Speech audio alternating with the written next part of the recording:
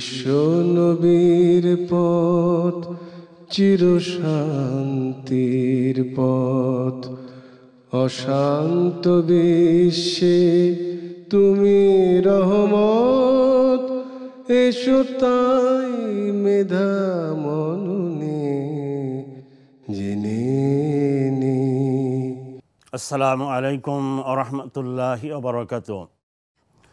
সম্মানিত দর্শক ও শ্রোতামণ্ডলী, শুরু হলো জুমাবারের নিয়মিত আয়োজন দরসে হাদিস। আমরা প্রতি জুমাবারে রিয়াদুস সালিহিন থেকে এই দরসে হাদিসে মানবতার মহান শিক্ষক মুহাম্মদুর রাসূলুল্লাহ সাল্লাল্লাহু আলাইহি ওয়াসাল্লামের হাদিস পেশ করে থাকি। কারণ রিয়াদুস সালিহিন গ্রন্থটি ইমাম নববী রহমতুল্লাহ আলাইহি যে সকল হাদিস সেখানে এনেছেন, এগুলো খুব জীবন ঘনিষ্ঠ। আমাদের ব্যক্তি, পরিবার, সমাজ তথা সামগ্রিক জীবনের চিত্র আল্লাহ রসুল যেগুলো অঙ্কন করেছেন, এই বিশুদ্ধ হাদিসগুলো থেকে সহিহ বুখারী, সহিহ মুসলিম সহ সহিহ হাদিসগুলো উনি তিনি এখানে এনেছেন। এমন একটি আজকে আপনাদের সামনে যে হাদিসটি পেশ করব, এ বিষয়টি হচ্ছে আমরা যারা ঈমান পোষণ করি, আমরা মুমিন যারা মুসলমান আছি, মুসলমানদের ইজ্জত, তাদের প্রতি শ্রদ্ধা প্রদর্শন, তাদের অধিকারসমূহ, তাদেরকে ভালোবাসা, দয়া, মমতা করা এবং তাদের প্রয়োজন পূরণ করার কি গুরুত্ব, এই বিষয়ের উপরে আমরা তথ্যবহুল বিবরণ পেশ করব ইনশাআল্লাহ। শুরুতেই আল্লাহ রাসূল একটি হাদিস পেশ করছি। আনিন নোমান ইবনে বাশির রাদিয়াল্লাহু তাআলা আনহুমা ক্বাল ক্বালা রাসূলুল্লাহ সাল্লাল্লাহু আলাইহি ওয়াসাল্লাম মাসালুল মুমিনিনা ফি তাওয়াদ্দিহিম ওয়া তারাহুমিহিম ওয়া তাআতুফিহিম মাসালুল জাসাদ ইযা ইশতাকা মিনহু উদবুন তাদআ লাহু সাইরুল জাসাদ বিস-সাহরি ওয়াল হুমা, রাওয়াহু বুখারী ও মুসলিম। হযরতে নোমান ইবনে বশির রাদিয়াল্লাহু তাআলা আনহুমা থেকে বর্ণিত, তিনি বলেন আল্লাহ রাসূল বলছেন যে মুসলমানদের পারস্পরিক মমতা, দয়া, ভালোবাসা, সলিডারিটি, সৌহার্দ্য, এটা মুসলমানদের দৃষ্টান্ত হচ্ছে সমগ্র পৃথিবীর মুসলমানরা যেন একটা দেহ। আর এক বর্ণনে আছে কা জাসাদেন ওয়াহিদ, একটা দেহের সাদৃশ্য। দেহের কোনো জায়গায় যদি জরাগ্রস্ত হয়, ব্যথা লাগে, অসুস্থ হয়, এই ব্যথা সমগ্র শরীরে অনুভূত হয়। তাই পৃথিবীর যে কোনো প্রান্তে একজন মুমিন, একজন ইমানদার, একজন মুসলিম যখন বিপদে পড়ে, নির্যাতনের শিকার হয়, তাহলে যে কোনো জায়গায় আপনি থাকুন না কেন, তার প্রতি সহানুভূতিশীল হওয়া, আর কিছু না পারলেও তার জন্য দোয়া করা, এটা হচ্ছে মুমিনের কর্তব্য, করণীয় কাজ। সমগ্র পৃথিবীর মুসলিম উম্মার প্রতি এই দায়িত্ব, আমাদের রাইট এবং ডিউটি সম্পর্কে বিশ্বনবী চমৎকার করে এটা বলেছেন যে একটা দেহের মতো। পায়ে হাঁটতে গিয়ে পায়ে কাঁটা ফুটেছে, পায়ে খবর হয়েছে মাথায়। অনুরূপভাবে আঙ্গুলে ব্যথা লেগেছে। আমাদের এই বডি, আমাদের দেহটা কত বড়, এর এক্সটার্নাল, ইন্টারনাল অনেকগুলা অঙ্গ প্রত্যঙ্গ আল্লাহ দিয়েছেন। এবং বাইরে যেমন আমাদের অবয়ব আছে, আমাদের মানে ইন্টারনাল বিষয়গুলো আরও বেশি গুরুত্বপূর্ণ। ভিতরে রয়েছে, ইন্টারনাল বিষয়ের ভিতরে আছে কিডনি, হার্ট, বাল্ব, ফুসফুস, ব্রেইন। তাহলে এই সব কিছুর ভিতরে হাতের আঙ্গুলের একটা নখের গোড়ায় একটু ব্যথা পেয়েছেন, রাত্রে ঘুমাতে পারেন নাই। সম্মানিত ভাই এবং বোনেরা, বিশ্বনবী এই বিশ্বকার ইনফরমেশন দিচ্ছেন মাসালুল মুমিনিন, মুমিনের দৃষ্টান্ত। মুমিন যিনি ঈমান পোষণ করেন, ঈমান এনেছেন। মানে ঈমান পৃথিবীর সবচাইতে মূল্যবান পাওয়ারের নাম, মহামূল্যবান সম্পদ হচ্ছে ঈমান। যার অন্তরের ভিতরে, সহিহ হাদিস আল্লাহ রাসূল বলছেন, যার অন্তরের ভিতরে এক যাররা পরিমাণ ঈমান আছে, অনুপরমাণু পরিমাণ, ইলেকট্রন, প্রোটন, ক্ষুদ্রতম পার্টিকেল, একেবারে ধূলিকণা পরিমাণ ঈমানও যদি কারো অন্তরের ভেতরে থাকে, তাহলে এই ব্যক্তিকে আল্লাহ তাআলা কোনো না কোনো একদিন জাহান্নাম থেকে মুক্ত করে জান্নাতে প্রবেশ করাবেন। আর যার অন্তরের ভেতরে, অন্তরের মণিকোঠা এই সামান্যতম যাররা পরিমাণ ইলেকট্রন, প্রোটন, অনুপরমাণু পরিমাণ ঈমানও নাই, এই ব্যক্তিকে আল্লাহ অনন্তকাল, চিরকাল জাহান্নামের আগুনে জ্বালাবেন। নাউজুবিল্লাহি মিন যালিক। সম্মানিত ভাই এবং বোনেরা, কত মূল্যবান সেই ঈমান! সেই ঈমানকে পাহারা দিতে হবে। ঈমান পুরাতন হয়ে যায়, ইমান নষ্ট হয়ে যায়। অজু করার পর যেমন অজু ভেঙে যায়, সিয়াম পালন করার সময়, রোজা রাখার পর দিনের বেলায় কিছু পানাহার করলে যেমন রোজা ভেঙে যায়, অনেকগুলো মহাপাপ আছে যেগুলো করলে মানুষের ইমান ধ্বংস হয়ে যায়। বিশ্বনবী বলছেন, তোমাদের কাপড় যেমন পুরাতন হয়ে যায়, তেমনিভাবে তোমাদের ভেতরে ইমান পুরাতন হতে থাকে। ফাজাদ্দিদু ঈমানাকুম, তোমাদের ঈমানকে তোমরা নবায়ন করো, রিনিউ করো, আপডেট করো। আশহাদু আল্লা ইলাহা ইল্লাল্লাহু ওয়াহদাহু লা শারীকা লাহু ওয়া আশহাদু আন্না মুহাম্মাদান আবদুহু ওয়া রাসূলুহু। সম্মানিত ভাই এবং বোনেরা, এভাবেই ঈমানদারদের প্রতি ঈমানদারের ভালোবাসা থাকবে, এটাই স্বাভাবিক। লা ইয়াত্তাখিযুল মুমিনুনাল কাফিরিনা আউলিয়া মিন দুনিল মুমিনিন। সূরা আলে ইমরান আল্লাহ বলছেন, মুমিনের জন্য এটা শোভনীয় নয়, এটা জায়েজ নয় যে সে মুমিন ছাড়া কোনো কাফের, কোনো বেঈমানের সাথে বন্ধুত্ব করবে। মুমিন মুমিনের বন্ধু, তার জন্য দোয়া করবে। আসসালামু আলাইনা ওয়া আলা ইবাদিল্লাহিস সালিহিন। দেখুন, তাশাহুদের ভিতরে আমরা দোয়া করি যে আমার উপরেও সালাম শান্তি বর্ষিত হোক, আর আল্লাহর ইবাদত, আল্লাহর নেককার বান্দা যারা আছে পৃথিবীর যে প্রান্তে থাকুক তার প্রতিও সালাম বর্ষিত হোক। ইমানদার, নেককার, ইমানদার মুমিন বান্দাদের জন্য সালাতের ভেতরে প্রত্যেক সালাতে মুসল্লিগণ এই দোয়া করে থাকেন। সম্মানিত ভাই এবং বোনেরা, ইমান এত মহামূল্যবান সম্পদ। বলছিলাম যে ইমান, ইব্রাহিম আলাইহিস সালামের ইমান নমরুদের আগুনকে নিভিয়ে ফেলেছিল। আগুনে ফেলে দেওয়া হলো ইব্রাহিমকে। ওই জ্বলন্ত আগুনে ইব্রাহিমকে যখন ফেলে দেওয়া হলো, নমরুদ দেখতে পেল ইব্রাহিম জ্বলছে না। নমরুদ চিৎকার করে বলছিল, হেরে আগুন, তোরে বছরের পর বছর পূজা করলাম, নাউজুবিল্লাহ, শতাব্দীর পর শতাব্দী ধরে এই জাতি তোর পূজা করেছে, তোর খাসলত তো জ্বালিয়ে ফেলা, সরকার করে ফেলা, আমার শত্রু ইব্রাহিমকে জ্বালিয়ে ফেল, তাকে ছাই করে ফেলো। কেতাবের ভেতরে এসেছে, আগুন থেকে জবাব এসলো, আগুন কথা বলছে মানুষের মতো, যে নমরুদ, আমার জ্বালাবার ক্ষমতা ভুলে যায়নি, দাহিকের শক্তি হারিয়ে ফেলিনি, তুই নেমে আয়, তোমাকে সহ সমগ্র পৃথিবীকে জ্বালাতে পারি। কিন্তু আল্লাহর খলিল ইব্রাহিমের একটা পশম জ্বালাবার ক্ষমতাও নাই। সুবহানাল্লাহি ওয়া বিহামদিহি। আগুনের ভিতরে ফেলে দেওয়ার পরে আকাশ থেকে নোটিশ আসলো, কুলনা ইয়া নারু কুনি বারদাও ওয়া সালামান আলা ইব্রাহিম, হে আগুন, কুনি বারদান, ঠান্ডা হয়ে যাও, এমন ঠান্ডা হয়েও না যে ইব্রাহিমের কষ্ট লাগে। ও সালামান, শান্তিদায়ক, শীতাতপ নিয়ন্ত্রিত, এয়ার কন্ডিশন, শান্তিময় ঠান্ডা হয়ে যাও। সুবহানাল্লাহি ওয়া বিহামদিহি। মুফাসসিরিন কিরাম বলেন, এই আয়াতের ব্যাখ্যায় যদি আল্লাহ সালামান শব্দ ব্যবহার না করতেন, তাহলে আগুন এত ঠান্ডা হয়ে যেত যে ইব্রাহিমের কষ্ট হতো। তাই আগুন শান্তিময় হয়ে গেল। আগুন, তাহলে বোঝা যাচ্ছে আগুনও মৌলবাদী মুসলমান। আল্লাহ যা বলেছেন আগুন সাথে সাথে আল্লাহর অর্ডারকে ফলো করেছে, আগুন ইব্রাহিমকে জ্বালাই নেই। সম্মানিত ভাই এবং বোনেরা, হাদিস শরীফে বিশ্বনবী বলছেন, ইমানদাররা, ইমানওয়ালারা যখন ওই পুলসিরাত পার হতে থাকবে, পুলসিরাত জাহান্নামের উপরে স্থাপিত একটা পুল, একটা ব্রিজ, ইমানদার যখন পার হতে থাকবে, জাহান্নাম চিৎকার করে বলবে, ও ইমানদার সমাজ, ও আল্লাহর বান্দা, তুমি তাড়াতাড়ি পুলসিরাত পার হয়ে যাও, কারণ তোমার ইমান জাহান্নামের আগুনকে ঠান্ডা করে দিচ্ছে। সুবহানাল্লাহি ওয়া বিহামদিহি। সম্মানিত ভাই এবং বোনেরা, বলছিলাম যে ইমান এত মূল্যবান জিনিস, এত পাওয়ারের নাম, এত মহামূল্যবান দৌলত সম্পদ।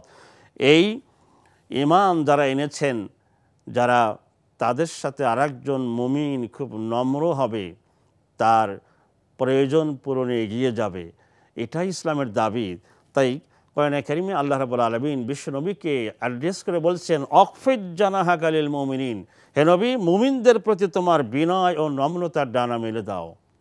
অন্য জায়গায় বলা হয়েছে, হে নবী, যদি তুমি কঠোর মেজাজের হতে, কর্কশভাষী হতে, অথবা জনগণের সাথে দুর্ব্যবহার করতে, লাং ফাদ্দু মিন হাউলিক, জনগণ তোমার চারপাশ থেকে সরে যেত, ছিটকে পড়তো।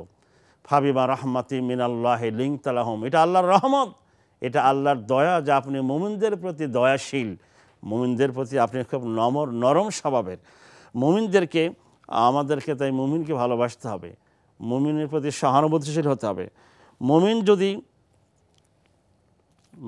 যদি অপরাধী হয়, মুমিন যদি গরিব হয়, সুবিধা বঞ্চিত, তাহলে তাকে সহযোগিতা করতে হবে। আল্লাহু ফি আউনিল আবদি মা কানাল আব্দু ফি আউনি আখিহি, আল্লাহ তাআলা বান্দাকে ততক্ষণ পর্যন্ত সাহায্য করেন, সহযোগিতা করেন, বান্দা যখন তার ভাইকে তার ভাইয়ের সাহায্যে রত থাকেন। বিশ্বনবী আরও বলছেন, আল মুসলিমু আখুল মুসলিম, একজন মুসলিম আর একজন মুসলিমের ভাই, বিশ্ব ইসলামী ভ্রাতৃত্বের বন্ধনে আবদ্ধ। আরব এবং অনারব এর মধ্যে কোনো ভেদাভেদ নাই, পার্থক্য নাই। তাই যখন সালাতে মানুষেরা দাঁড়ায়, জামাত যখন শুরু হয়, বিশ্বনবী তখন দাঁড়িয়ে বলতেন, সাব্য সুবু ফাকুম, তোমরা কাতার সোজা করে দাঁড়াও, ওয়াসুদ্দুল খলাল, কাতারের মাঝে ফাঁক বন্ধ করো। দিক বিজয়ী মাহমুদ দাঁড়িয়েছেন, তার পাশে ভৃত্য দাঁড়িয়েছেন, দেশের সেনাপতি দাঁড়িয়েছেন, তার পাশে একজন পিয়ন দাঁড়িয়েছেন, উপজেলা চেয়ারম্যান নামাজে দাঁড়িয়েছেন, তার সাথে একজন রিকশাওয়ালা দাঁড়িয়েছেন। এটা আল্লাহর দরবার। ডেইলি 5 বার সালাতের জামাতে এই প্র্যাকটিসে আনা হচ্ছে যে মানুষের প্রতি মানুষের কোনো বৈষম্য নেই। আল্লাহ যাকে সম্পদশালী করেছেন, এটা আল্লাহরই পরীক্ষা। আল্লাহর সম্পদ দিয়ে যেমন পরীক্ষা করেন, কাউকে সম্পদ না দিয়েও পরীক্ষা করেন। সম্পদশালীর দায়িত্ব হচ্ছে সুবিধা বঞ্চিত, অসহায়, দরিদ্র, ক্ষুধার্ত এই মানবতার পাশে দাঁড়ানো, গরিব মানুষের সাহায্য করে, তাকে উপকার করে আল্লাহ তাআলাকে যত সহজে খুশি করা যায়। আল্লাহর সন্তুষ্টি অর্জনের জন্য এমন শর্টকাট রাস্তা আর নেই। কিন্তু আজকে দুর্ভাগ্যজনক হলো সত্য, আজকে বিশ্ব মুসলিম উম্মাহ আল্লাহ রসুলের এই আদর্শটাকে আমরা যেন হারাতে বসেছি। আমরা গরিব মানুষকে সহযোগিতা করতে যাই না, অথচ গরিব মানুষকে খাওয়ানো, তাকে কাপড় পরানো, তার প্রয়োজন পূরণ করা, এটা আল্লাহ তাআলার রহমত লাভের সবচেয়ে উপযুক্ত এবং রাজপথ। সুবহানাল্লাহ বিহামদিহি। বিশ্বনবী বলছেন যে আল মুসলিম আখুল মুসলিম, একজন মুসলিম আর এক মুসলিমের ভাই। কোনো মুসলমান তাই সে তাকে জুলুম করবে না, জালিমের হাতে তাকে সমর্পণও করবে না। আর ওই মুসলমানের পরিচয় যে পূর্ণ করবে, আল্লাহ তাআলা ওই ব্যক্তির প্রয়োজনকে পূরণ করে দেবেন, তিনি দুনিয়াতে শান্তিময় জীবন লাভ করবে। সুবহানাল্লাহ বিহামদিহি। বুখারী শরীফের একটি হাদিসে রাসূলুল্লাহ সাল্লাল্লাহু আলাইহি ওয়াসাল্লাম বলছেন, হাসরের মাঠে ধনাঢ্য ব্যক্তিদের সামনে আল্লাহ হাজির হবেন, বলবেন, আমি ক্ষুধার্ত ছিলাম, আমি তোমার বাড়িতে গিয়ে খাবার চেয়েছিলাম, তুমি আমাকে তো খাবার দাও নেই। বান্দা বলবে, আল্লাহ তুমি এটা কি বলছো, তুমি আমার কাছে খাবার চেয়েছো, তোমার আবার ক্ষুধা লাগে? তুমি তো our creator, our sustainer, almighty Allah, তোমার ক্ষুধা লেগেছে কবে? আল্লাহ বলবেন, এক ক্ষুধার্ত অসহায় মানুষ তোমার বাসায় গিয়ে খাবার চেয়েছিল, ওই গরিব মানুষটাকে যদি তুমি খাওয়াতে, তাহলে আমি আল্লাহকেই খাওয়ানো হতো। সুবহানাল্লাহ বিহামদিহি। এমনিভাবে আল্লাহ বলবেন যে আমি অসুস্থ ছিলাম, আমার চিকিৎসার ব্যবস্থা করনি। বান্দা বলবেন, আল্লাহ তুমি কবে অসুস্থ ছিলে? তুমি তো অসুস্থ থেকে মুক্ত, পবিত্র। সুবহানাল্লাহ। আল্লাহ বলবেন, একজন অসহায় গরিব মানুষ, ডাক্তার দেখাবার টাকা নাই, ওষুধ কেনার পয়সা নেই, তোমার কাছে সাহায্য চেয়েছিলে, ওই গরিব মানুষটাকে সাহায্য করলে আমি আল্লাহকেই করা হতো। বিশ্বনবী বলছেন, তাই ইরহামু মাংফিল আরদে ইয়ারহামুকুম মাংফিস সামা। ও মুসলমানেরা, ও মুমিন বান্দারা, ভালো করে শোনো। আল্লাহ বলেন যে জমিনে যারা আছে, পৃথিবীতে যারা আছে, মানুষ, মুসলিম অমুসলিম, পশু পাখি সহ যত আল্লাহর সৃষ্টি প্রাণী আছে, এদের প্রতি দয়া করো, এদের প্রতি দয়া করো। ইয়ারহামুকুম মাংফিস সামা, তাহলে আকাশে যিনি আছেন, অর্থাৎ আরশে আজিমে যিনি আছেন, তিনি তোমার প্রতি দয়া করবেন। সুবহানাল্লাহ বিহামদিহি। আল্লাহ তাআলা আরশে আজিমেরও উপরে আছেন। কারণ বিজ্ঞানীরা বলছেন, আমরা যেই পৃথিবী নামক মাটির গ্রহে বাস করছি, এই পৃথিবী থেকে আমরা যেটা আকাশ তাকিয়ে দেখতে পাই, আকাশ মনে হয় ওটা আকাশ নয়। বিজ্ঞানীদের অবজারভেশন, এটা হচ্ছে মহাশূন্য, এটা বায়ুমণ্ডল। এই মহাশূন্যেরও আরও অনেক পরে প্রথম আকাশ, প্রথম আকাশের পরে আবার মহাশূন্য, আবার বায়ুমণ্ডল, তারপরে রয়েছে দ্বিতীয় আকাশ। এভাবে 7 আকাশ, 7 আকাশের উপরে রয়েছে সিদরাতুল মুনতাহা, কসমিক ওয়ার্ল্ডের শেষ বর্ডার। তার উপরে রয়েছে বাইতুল মামুর, ফেরেশতাদের কিবলা। মানুষের কেবলা যেমন খানায় কাবা, ফেরেশতাদের কেবলা হচ্ছে বাইতুল মামুর। তার উপরে রয়েছে এক মহাসাগর, সেই মহাসাগরের উপরে রয়েছে জান্নাত, এক এক করে 8টা জান্নাত। তার উপরে আবার রয়েছে আল্লাহ তাআলার আরশ, সে আরশের উপরে রয়েছে আল্লাহর কুরসি, কুরসির ভেতরে 70,000 নূরের পর্দার ভেতরে আল্লাহর অবস্থান। সুবহানাল্লাহ বিহামদিহি। এত উপরে থেকে সে মহান আল্লাহ, আমাদের মাবুদ, এই পৃথিবীর মাটির নিচে একটা পিপিলিকে হেঁটে গেল, আল্লাহ ওখান থেকে এই পিপিলিকে দেখেন এবং তার পায়ের আওয়াজ শুনতে পান। সুবহানাল্লাহ বিহামদিহি। তিনি মানুষের অন্তরের খবর রাখেন। আল্লাহু আকবার। আমাদের অন্তর তিনি সৃষ্টি করেছেন, আমাদের কলব, আমাদের হৃদয়, আমাদের বিবেক। সুতরাং সেই আল্লাহ এটা চান যে মানুষেরা মানুষের প্রতি দয়াশীল হবে, শুধু মানুষ না, সকল সৃষ্টির প্রতি। আমরা জানি যে একটা কুকুরকে পানি পান করার কারণে এক অপরাধী মহিলা জান্নাতে যাওয়ার সুযোগ লাভ করেছিলেন। সুবহানাল্লাহি বিহামদিহি।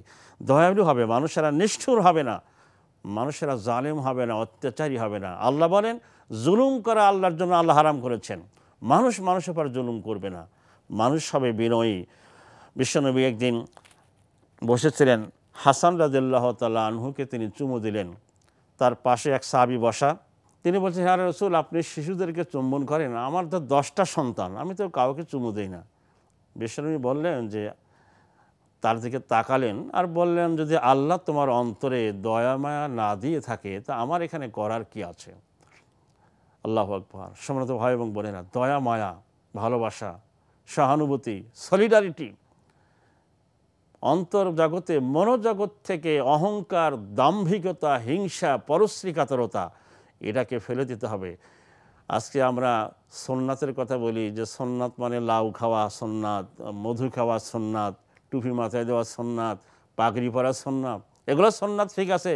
তা আসল সুন্নাত যেগুলো মুসলমানরা তার জীবন থেকে হারিয়ে ফেলেছে, বাদ দিয়ে ফেলেছে, যেমন হিংসা না করা সবচেয়ে বড় সুন্নাত, মিথ্যা না বলা সবচেয়ে বড় সুন্নাত, অসহায় মানুষ, সুবিধা বঞ্চিত মানুষের পাশে দাঁড়ানো সবচেয়ে বড় আল্লাহ রাসূলের লাইফ স্টাইল। সুতরাং আমরা এই সুন্নাতগুলোকে পুনরুজ্জীবিত করি, আমরা মানুষের পাশে দাঁড়াই, অসহায় মানুষের পাশে দাঁড়াই, তাদেরকে সহযোগিতা করি আল্লাহর সাহায্য পাওয়ার জন্য, আল্লাহর রহমত পাওয়ার জন্য। আল্লাহর সৃষ্টির সেবা করা এটা খুবই প্রয়োজন এবং শর্টকাট রাস্তা। সম্মানিত ভাই এবং বোনেরা, তাই আল্লাহ রাসূলের সাহাবাদের মধ্যে আমরা এই জিনিসটা দেখেছি যে কৃতদাস হাবশা থেকে এসেছিলেন বেলাল রাদিয়াল্লাহু তাআলা আনহু, পরবর্তী তিনি আজাদ হলেন। আল্লাহ রাসূলের সাহাবী, কি ঈমান ছিল তার ভেতরে, ইসলামের প্রথম মুয়াজ্জিন হওয়ার গৌরব অর্জন করলেন। বেলাল রাদিয়াল্লাহু তাআলা আনহু যখন খানায় কাবায় উঠে আজান দিচ্ছেন, তখন তো কাবা শরীফের উপরে উঠে ছাদে দাঁড়িয়ে আজান দিতে হতো। তো কাফের নেতারা আবু সুফিয়ান, আবু জেহেল, আবু লাহাব, উতবা, সাইবা তারা বলছেন যে এই দৃশ্য দেখার আগে আল্লাহ আমাদের মরণ দিল না কেন? এরকম কাল্যামায়ের পোলা তাদের ভাষায়, যে একজন কালো মানুষ আল্লাহর ঘর কাবার ছাদে উঠে দাঁড়ালো। এই যে বর্ণ বৈষম্য, আজকের সমগ্র পৃথিবী জুড়ে মানুষের গায়ের চামড়াটা কালো, তাই তাকে অবজ্ঞা করা হয়। ইসলাম, মানবতার মহানবী মুহাম্মদুর রাসূলুল্লাহ সাল্লাল্লাহু আলাইহি সাল্লাম জাতিকে শিক্ষা দিয়েছেন কালো আর ধলো এর কোনো বিভেদ নাই, মানুষ সে আল্লাহর বান্দা। তার আল্লাহ তাআলা তোমাদের সম্পদের দিকে তাকান না, তোমাদের চেহারা সৌন্দর্য দিকে আল্লাহ দেখেন না। ওয়ালাকিন ইয়ানজুরু ইলা কুলুবিকুম ওয়া আমালিকুম, আল্লাহ দেখেন তোমাদের অন্তরসমূহ, মনের ভেতরে কি আছে, আর তোমাদের আমল সমূহকে।